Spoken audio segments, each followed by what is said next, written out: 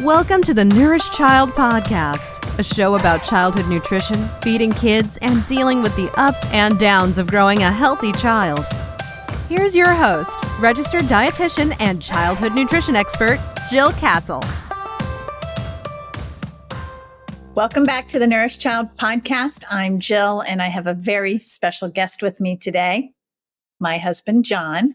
And we have a great episode outlined for you. We are going to be talking about the lessons we've learned through raising, nourishing, feeding for kids who are all now grown and flown. And so we thought we could have a conversation about the lessons that we have learned. And I've asked John to pick out 3 lessons that he's learned, and I've picked out 3 of my own. And in all transparency, this episode was inspired by Mel Robbins, her podcast.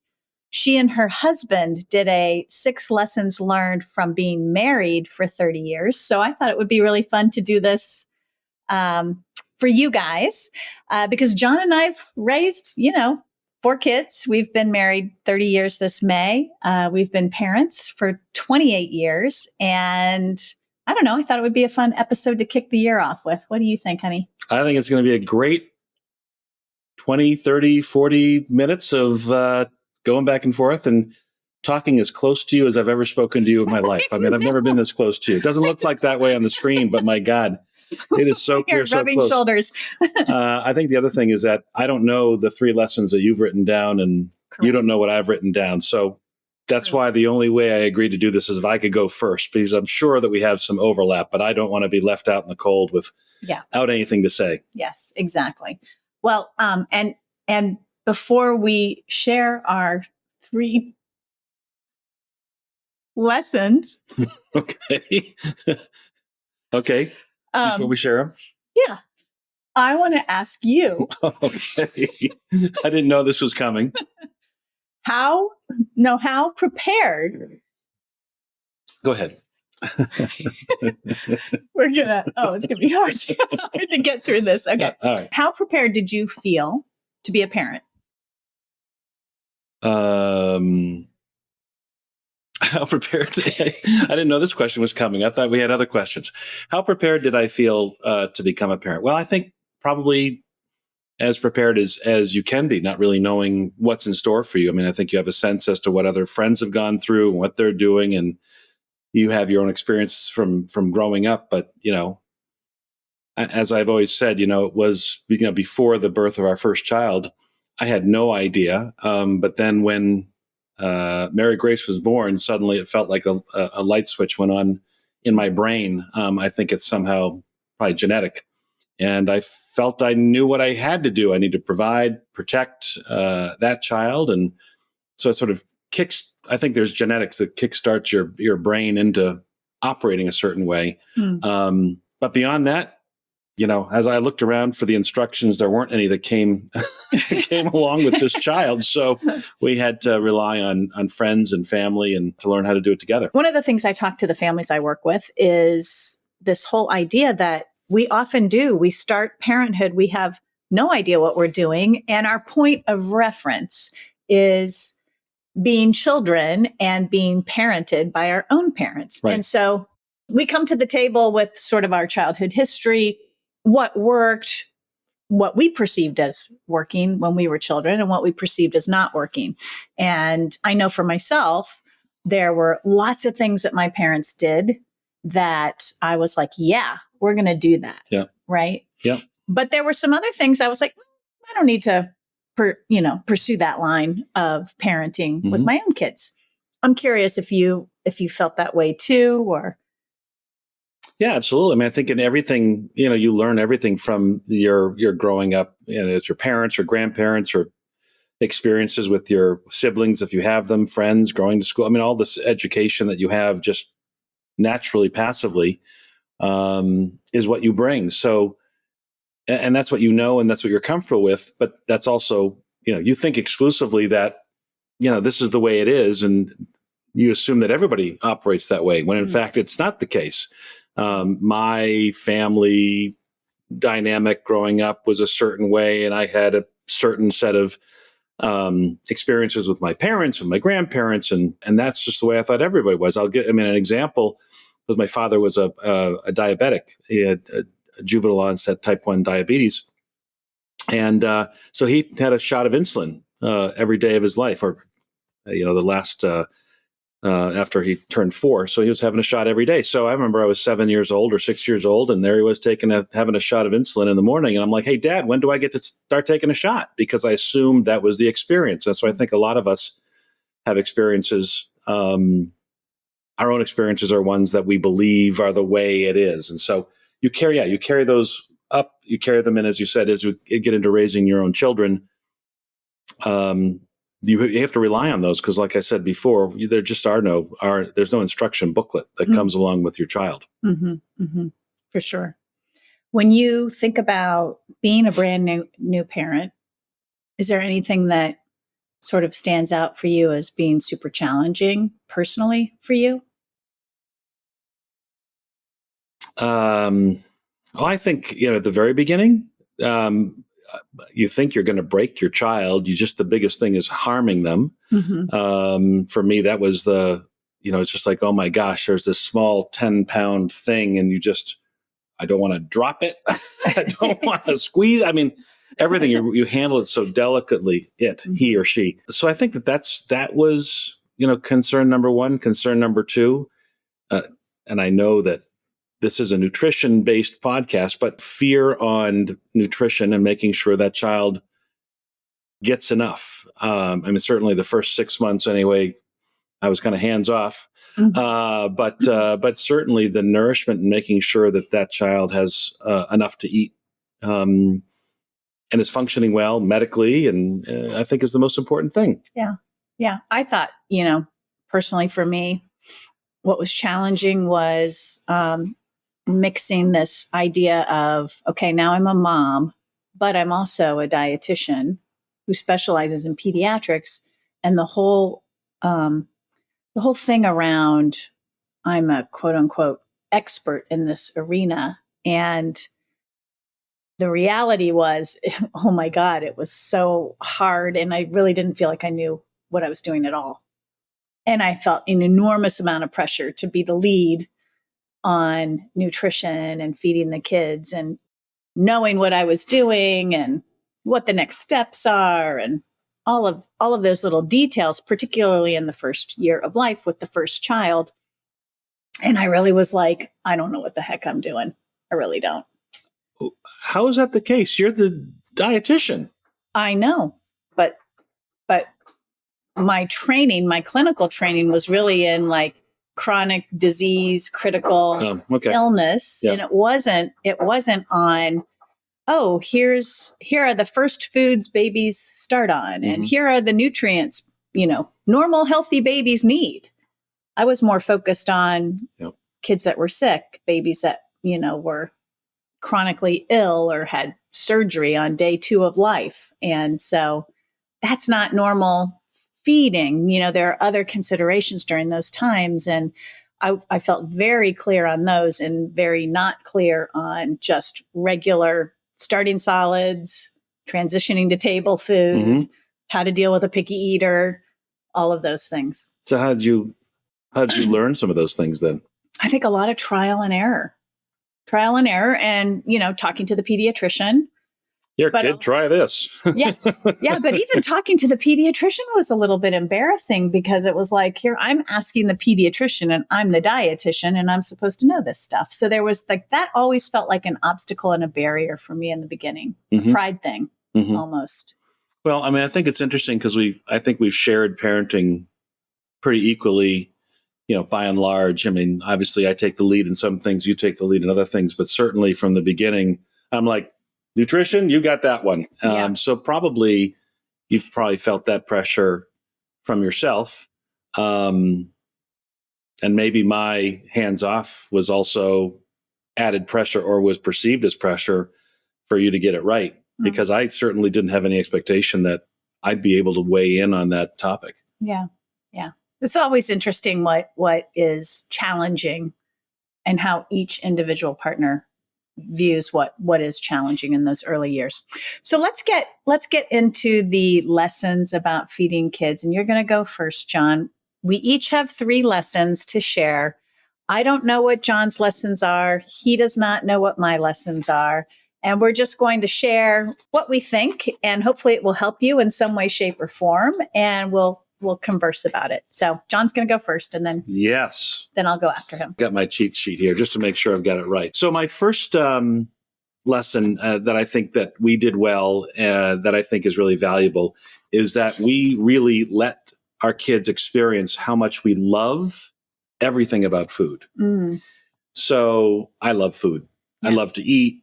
I love to cook. And I think that's all part of it is everything. The cooking, the preparing, the enjoying, even the cleaning up, the experimenting, the trying new things that come along with it. Because this all, I feel, I wanted them to participate. They are not sitting at a diner. They're not at a restaurant every time, we were making food for them. So I think that for me was one of the biggest things, is that they got to see that there's oftentimes joy in all parts of it. And we do love to cook, and we do love to create, we do love to experience, we do love to eat, and we do love all of those things. And I think that it was important for us, for them to see all of that. And so they could experience a wide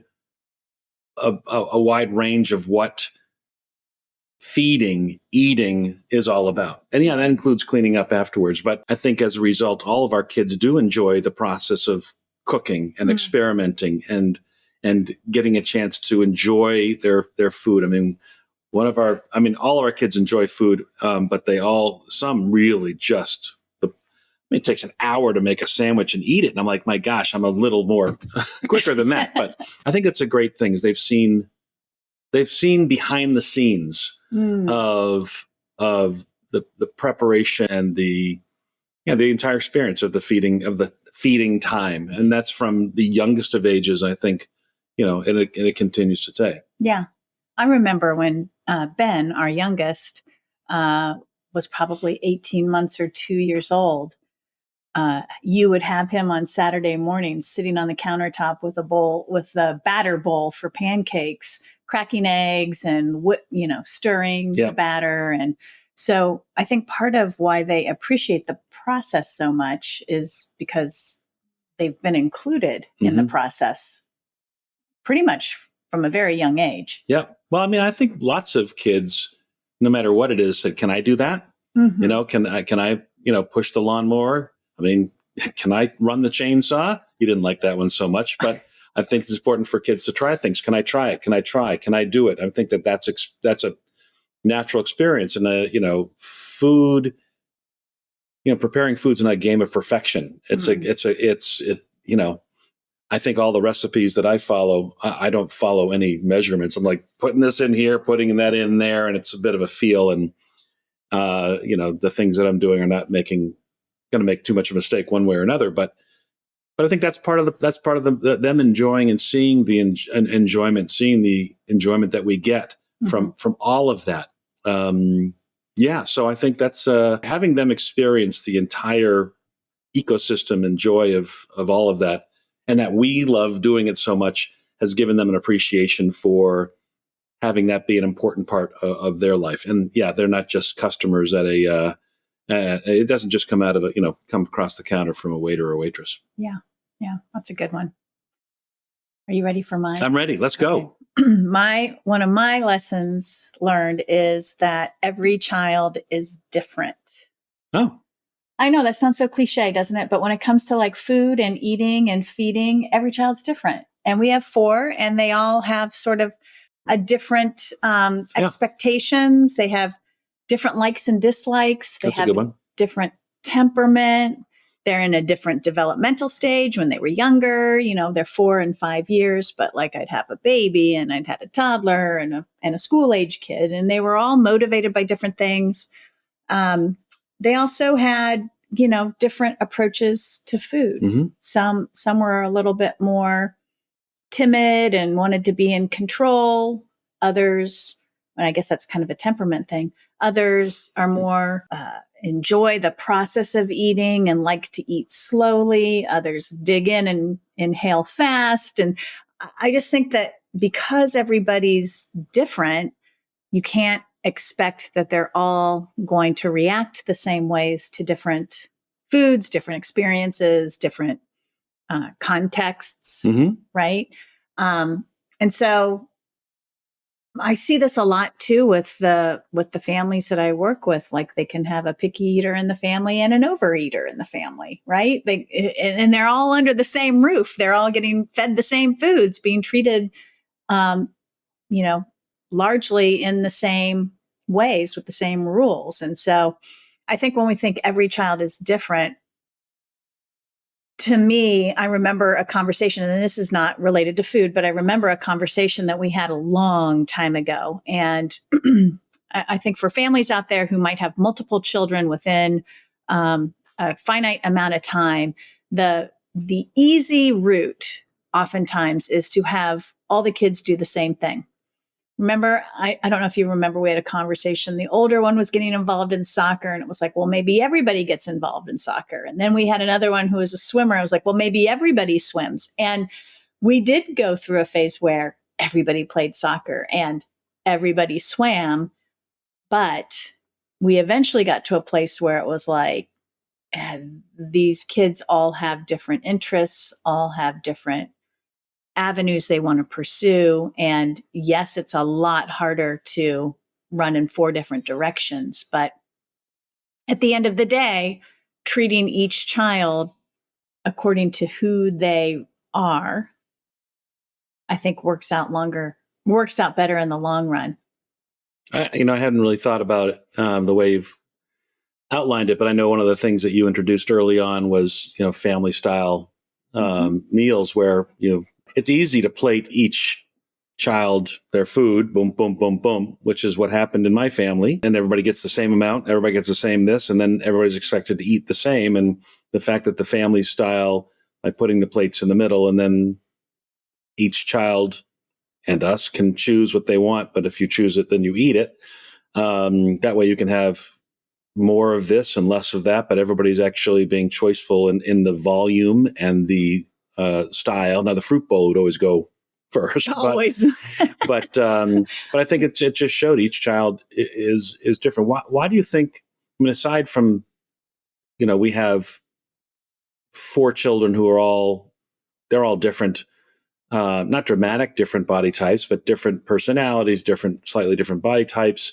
What do you think drives the difference when it comes to food and nourishment and appetite? I think genetics, definitely. There's, this whole idea that we inherit a trait for our appetite, like whether we're really tuned into food and responsive to it, or we're super sensitive to our feelings of fullness, whether we, like to drink or not like to drink. I mean, I even see that theme coming up in our families. I see it in myself. I'm not much of a water person. That's a challenge for me to get enough water during the day.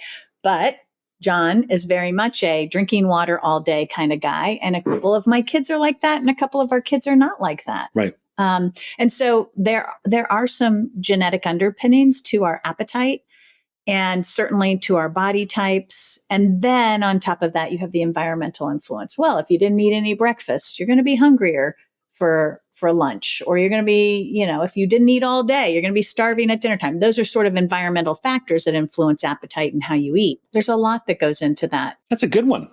That's a good one. That was a really good one. Yeah. I thought yours was a good one too. What's your next one?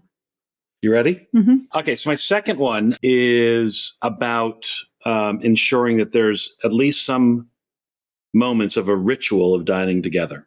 Oh, I like that one. So for us, I think ritual is important. There's a couple of them, there's a period of time that we would have Sunday night dinner. Mm-hmm. Always have Sunday night dinner. I mean, I think before we had kids, we'd have Sunday night dinner, have friends over. Yeah. Because it was a celebration. It's the end of the week and it's still, you're not back at work yet.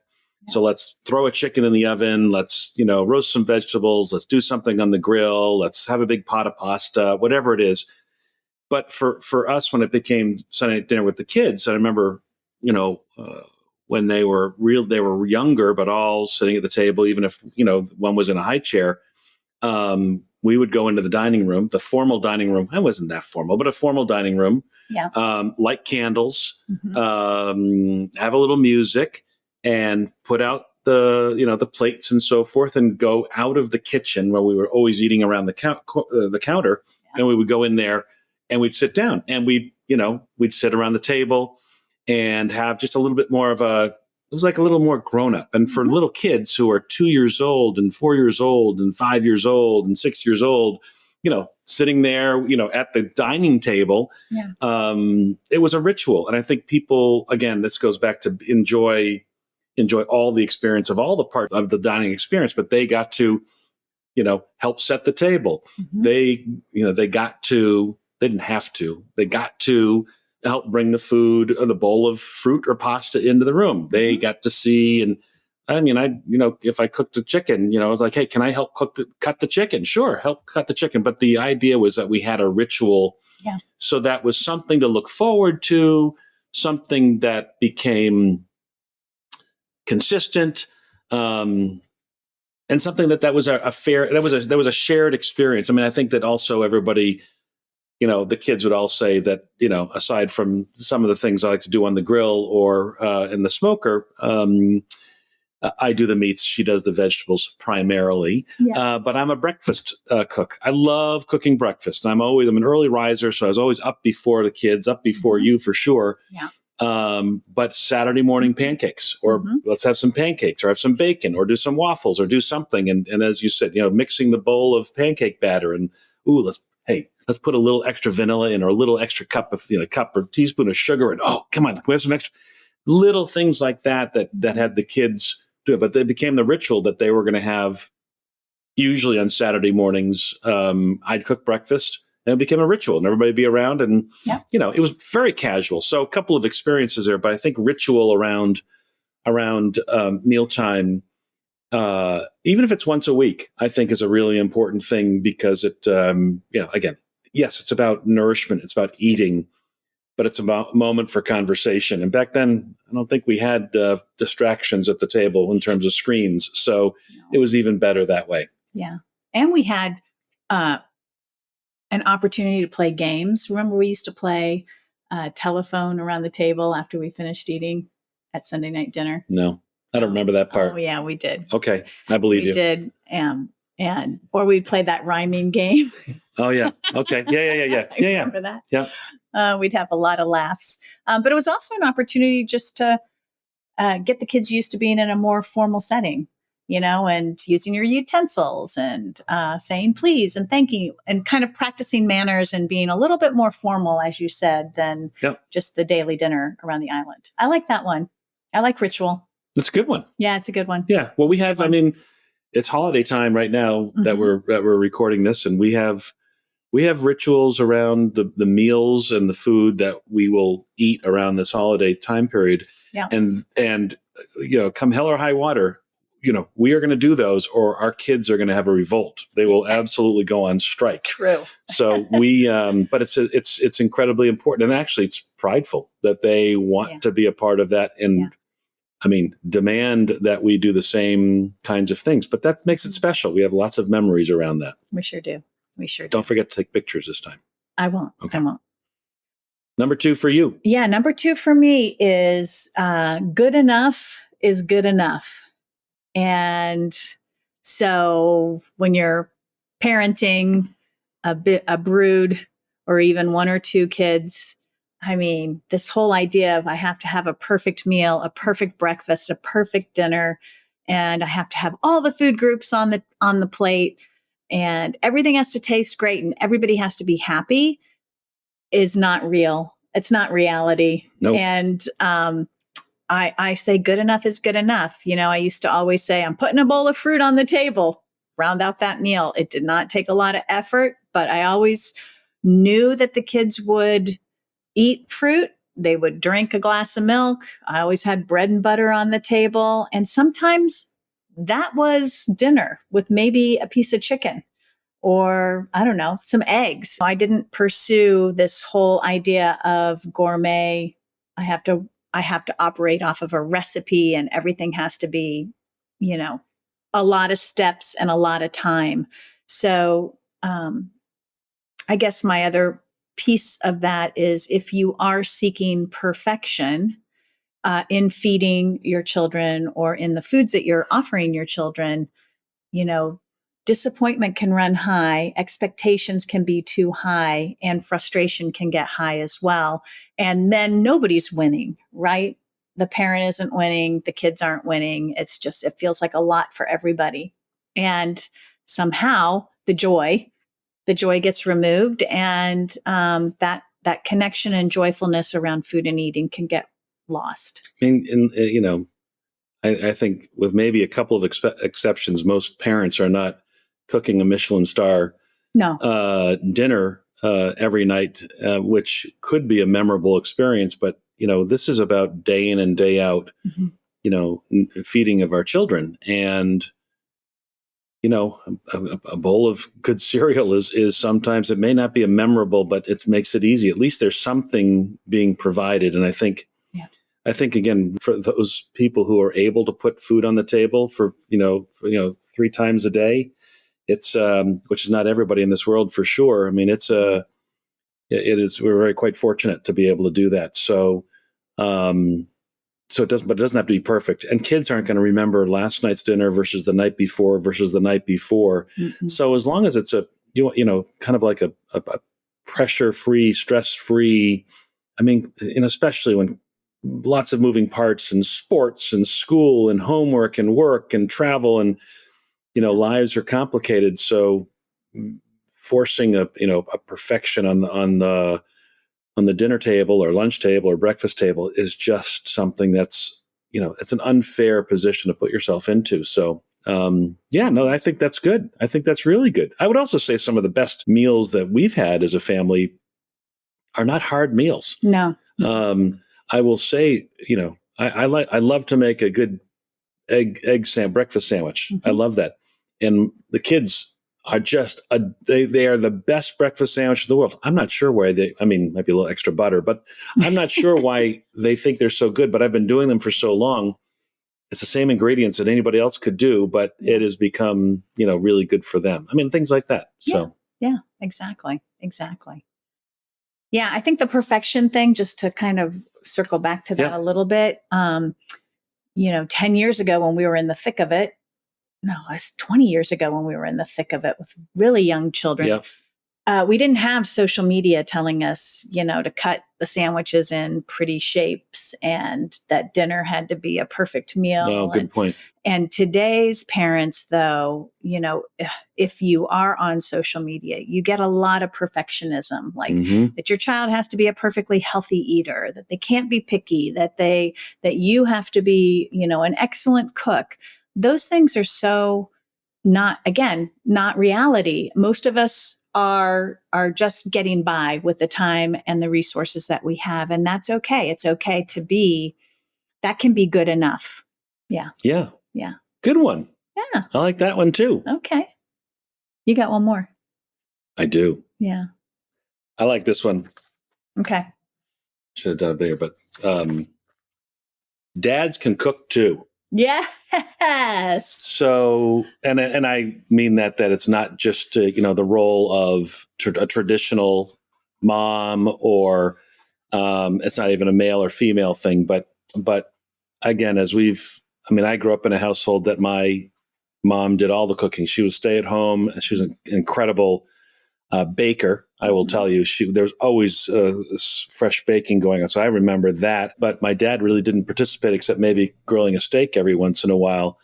So I'm not sure where I got that, but I do love to cook. And I think that it's important for kids to see that this is not a one person job.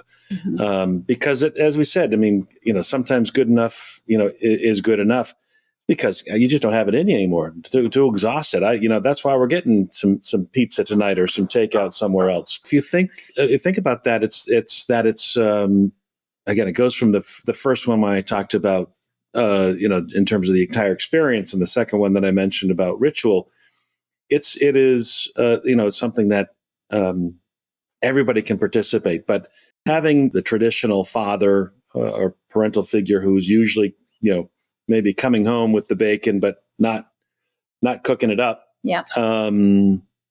Yeah, I love to cook and I want to cook. I enjoy that, but and I think that that's the most important thing we can teach our younger kids, is that it is not gender specific or anything. Everybody should, and it's a life skill. You got to learn how to cook. Yeah. You're going to be on your own at some point. Mm-hmm. Boys and girls, growing up, everybody should learn to cook, and dads can be some really good cooks. Yeah, they can. I mean, what I appreciate about you is you do the kind of cooking that I don't really enjoy, which is like grilling out on the grill and doing the smoker, and you do he does the messier stuff. Cast iron pans. That's chowders. I don't love doing those things. So you do those things really well. So thank you. I like to chop vegetables. Yeah. No bid for me. That was a good one. All right. My third one is, well, you might be able to guess my third one when, I'll just tell you what it is. Okay. Fake it. Fake it. Fake it. Be a good role model and fake it if you have to. So, like, if how would you I guess that? I was just remembering when our kids were really little and we were at the table and I was like in the kitchen, I said to John, I'm making Brussels sprouts and I want you to put some on your plate. Oh, and geez. I want you to eat them and to smile and act like you enjoy them, because I want the kids to see their father enjoying vegetables. And you did that.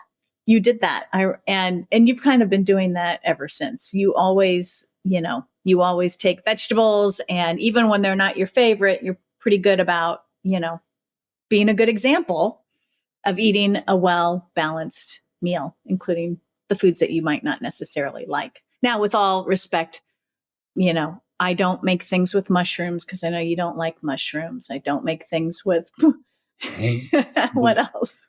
Well, you want the long list? The long list. It's not that long. And I don't have to fake it anymore, do I? They already know. They're grown up. But when they were young, when they were like school age and preschoolers and school age kids, because they were building their taste preferences, their food preferences. And I wanted them to like vegetables. But we did not do the forcing, you have to eat your vegetables. Right. We did not do that. And so it was really, to me, the strategy was, we just got to show them day in and day out that we eat them, we enjoy them, they're part of our diet, and eventually they will become part of theirs. And they have. I think part of the getting around it is didn't make Brussels sprouts so often. Not one of my favorites. Not a chance. Yeah. But there's always salad on the table. I love salad. I love great salads. I like radishes, I like cucumbers, I like all the stuff that goes in a salad. I love fruits. I love all fruits are great. But let me have some broccoli. Let me have some asparagus. But I just don't want to have some butternut squash. It's just not going to work for me. And I'm sorry, life is too short for me to have to try to fake that one. Yeah. Acorn squash. I mean, all the squashes. Yes. I know. I mean, what? I like squash. I understand. I was at the farm stand yesterday and they mostly had squash and I didn't get it because I knew you wouldn't be interested in it. This is 30 years I've been working on you for this one. I know. I would say that, I think that's really good. And I think that as I went through this, has been preparing for this, I think the obvious one that I kind of figured you would say, or I would say, would be, try new foods, try them. And so it's kind of the obvious. I think it's obvious. Maybe it's the bonus, but it also wraps into all the things that we just talked about, is that, trying something, we asked our kids to try. Didn't have to love it, but try. Because some of my preferences came from, my childhood. I mean, my mom made a spinach souffle that, my God, my brother and I still talk about. Now, it was probably delicious, actually, now that I look back on it. But it has become in my mind the absolute worst potential thing. We can't let my mom listen to this. But I would say that, as you said, faking it allowing the kids to try it. Our kids have such a wide palette now. They love sushi, and I didn't have it until I was an adult. Yeah. But I love sushi. I absolutely adore it. And they all love sushi. And so that's a nice treat to have. And trying different things, I think, is something that has allowed them to experience and make their own decisions, not just like, I don't like mushrooms, so they can't have them. The kids love mushrooms. They do love mushrooms. Yeah. But what I would say about trying, we asked them to try it, but it wasn't caged in like you have to try it or a lot of pressure to try There's it. no strings attached. Yeah. If somebody said, I don't want to, I was like, okay, it's not a big deal. But we did ask. Right. Yeah. Well, the other part of fake it is like sometimes feeding kids can be really frustrating.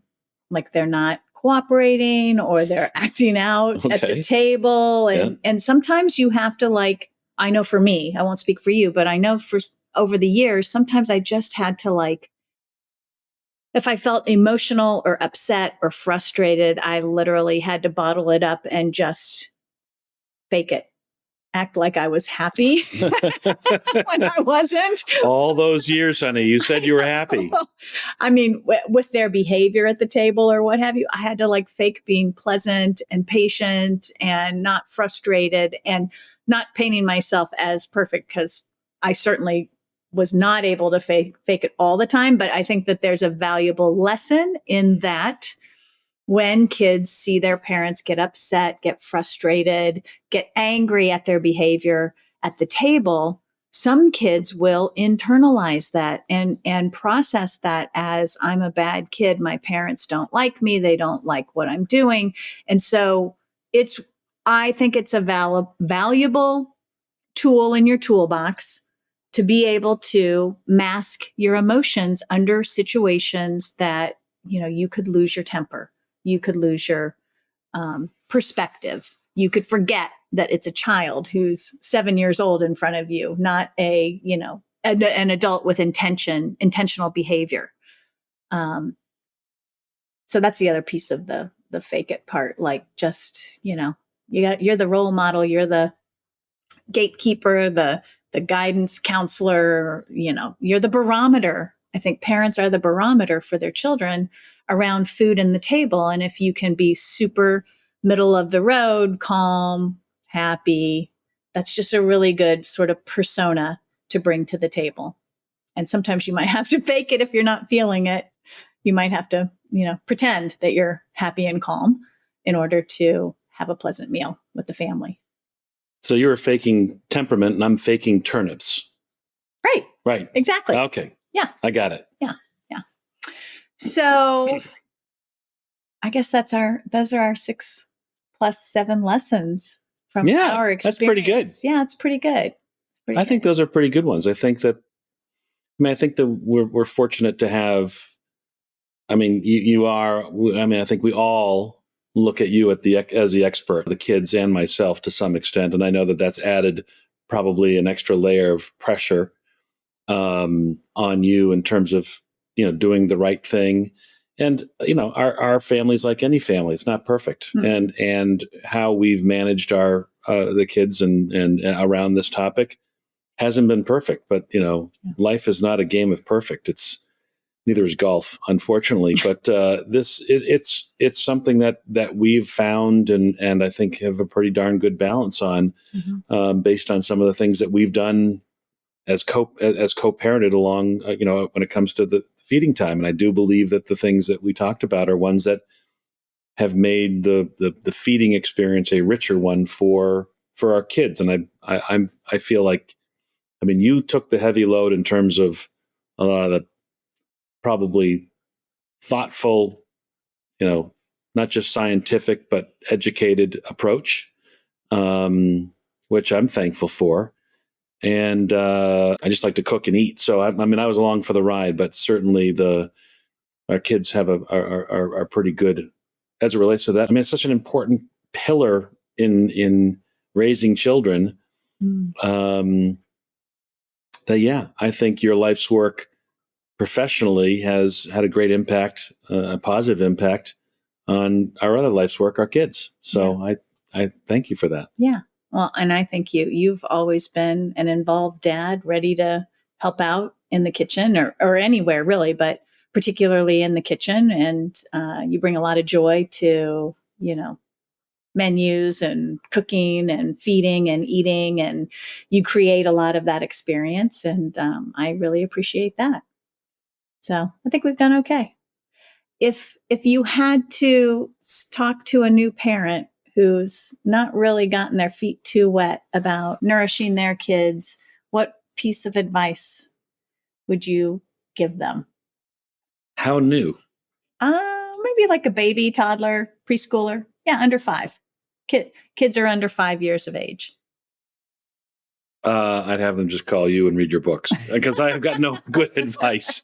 I think you naturally go to your experience growing up, and you go to your parents and you go to your friends. But as you said earlier, you go to social media, and you've helped me understand this. There's so much bad information, misinformation, all created for clicks out there on the internet. That I think that if you're going to search for information, go make sure it's good, solid, scientifically backed information. There's so many fads about this and that and trying this and don't do that. And I think it's a lot of pressure. I think it's a lot of pressure on parents today. I mean, more so than I think we had when our kids were growing up, or we had when we were growing up. Yeah. I mean, maybe different kind of pressure. I'm not saying it was certainly easier then, but I would say that be thoughtful in where you get your information to get your assistance. It's not something you can necessarily do on your own, but be thoughtful as to where you get your advice. Yeah.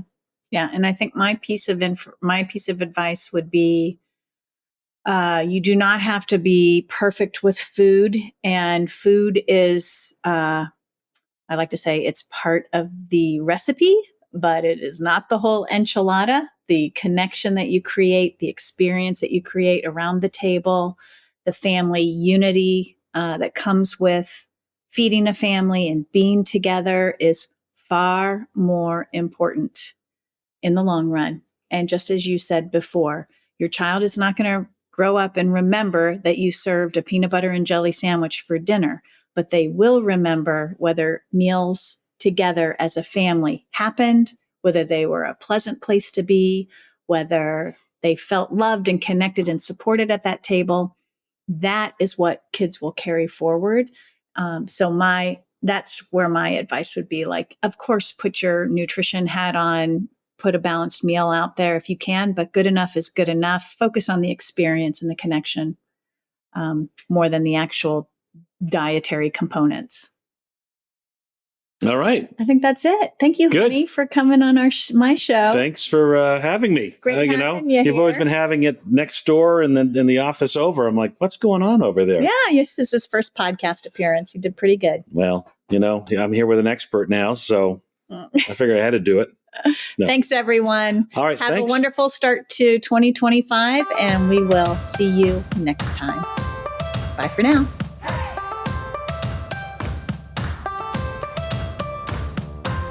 Thanks for listening to the Nourished Child Podcast, where the #1 goal is to help you grow a nourished child inside and out.